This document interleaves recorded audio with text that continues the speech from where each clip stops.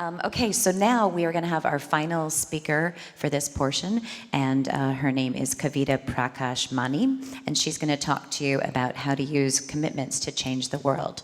So thank you again for being here and listening and being such a great, engaged community with us. Welcome. Come on.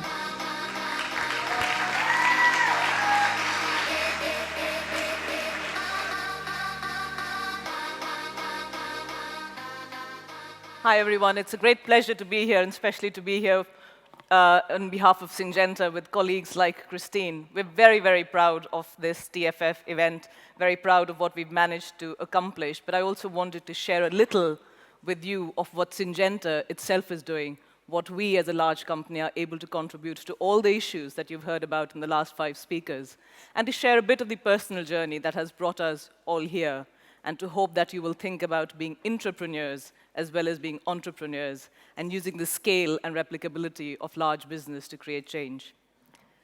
So, these are the kind of photos we all see.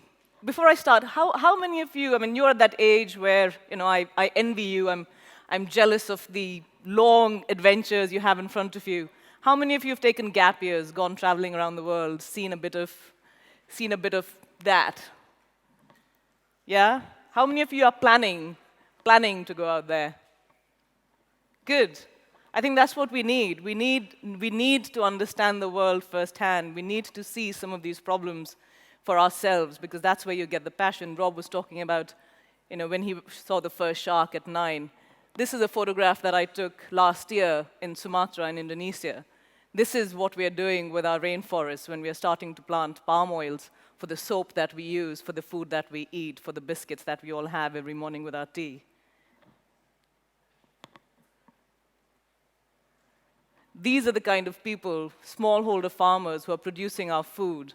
We don't know whether they get enough to eat, but they are definitely out there day after day on that farm with their hoe, with their lack of technology, trying to survive and wondering, like her, whether they will have enough to eat, whether we will be able to feed the 9 billion people that we have, whether we are able to feed the 7 billion people we have even today. And they're just not random stories. They're not individuals that we can kind of put aside and move on with our lives. They don't have the choices we have. They don't have the technology, the iPads, the iPhones that we all carry. They are literally on the edge of survival. And they're not alone. These are massive issues that we are trying to tackle. We lose a soccer field of farmland every second. So you can imagine, we think of this as something that's happening out there, somewhere in the rainforest, somewhere in Indonesia, in Brazil, somewhere else. But literally, this is encroaching. 24% of the land that we have already under agriculture is going waste, is getting degraded, is turning into deserts. Every second, a soccer field is lost. Each person, you, me, all of us, consume 2,000 liters of water every day. Every day. And this is just for the food we eat, the clothes we wear, the travel, everything. Everything consumes water. And that lovely shower that we have every morning, that could probably water a 1-hectare farm to grow tomatoes. So we really need to be thinking about this in a really holistic way. And if you look at agriculture in this context, for the food, 70% of fresh water is used in food production. And this is just in terms of feeding all of us on a daily basis. 70% of water probably is unimaginable to you. To put it in context, of the 100% of water we have in the world, 97% is in the seas. So we only have 3% of fresh water, most of which is in snow and ice caps in the Arctic and the Antarctic. So we're looking at 1% of the world's water being fresh water, of which 70% is used in agriculture. And we will be 9 billion people by 2050, and this is just an average estimate. We already have 7 billion of us, of which 1 billion are hungry, like really hungry. There used to be this story which we used to hear from farmers in Africa, where they used to boil a pot of water with their kids sitting around and waiting for food, and they'd just sing a song.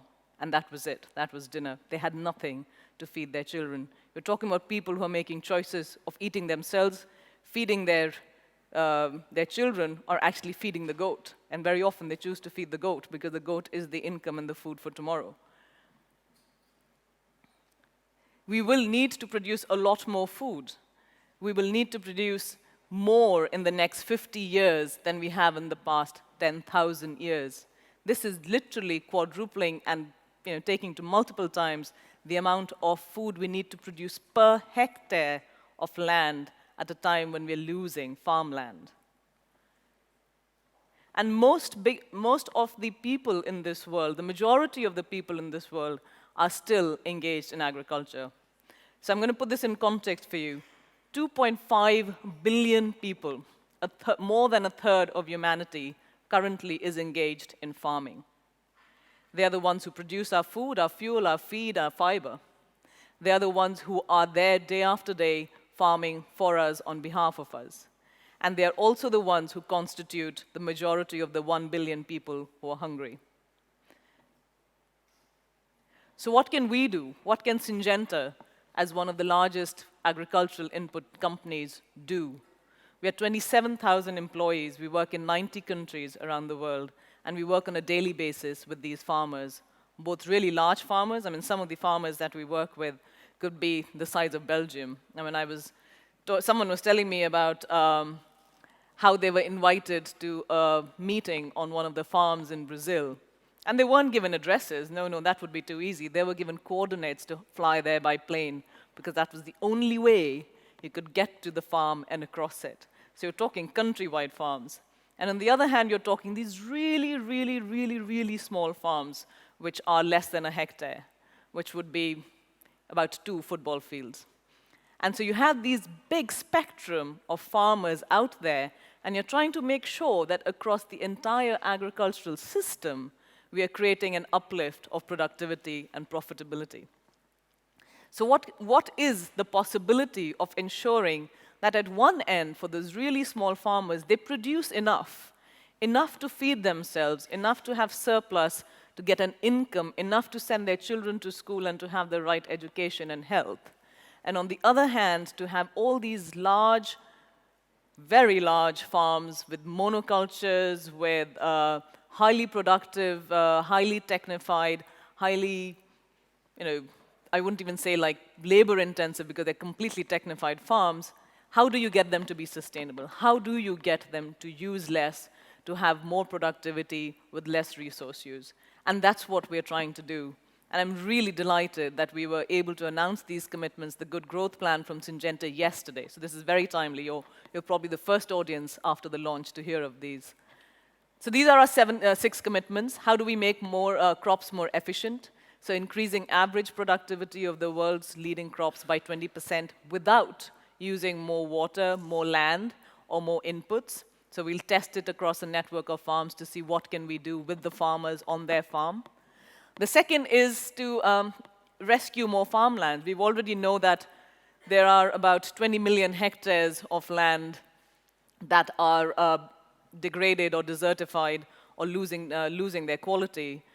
How can we help reverse that trend? So we are committing to work on 10 million hectares of farmland and bring it back from degradation. So make sure that soil is not going into the China Sea, but staying on the land and producing the food that we need.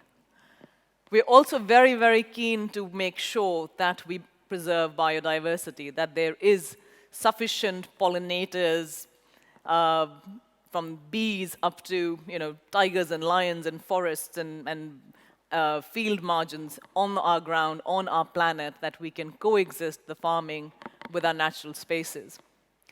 We really want to work with the smallholder farmers.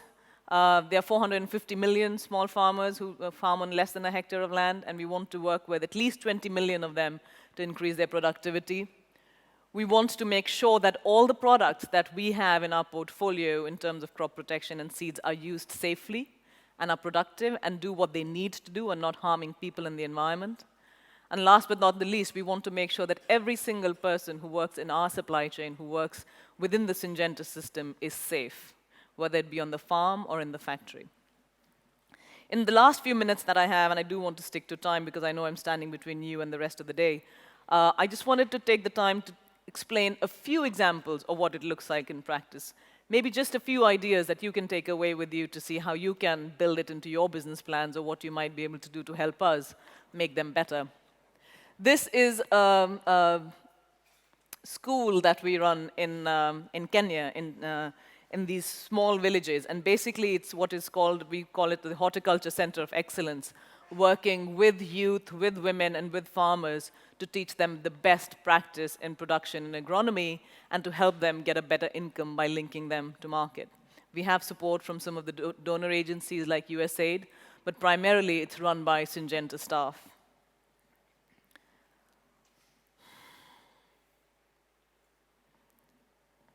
In Europe, and I think a lot of you do come from Europe, we've been hearing a lot about the impact of the use of chemical pesticides on bees.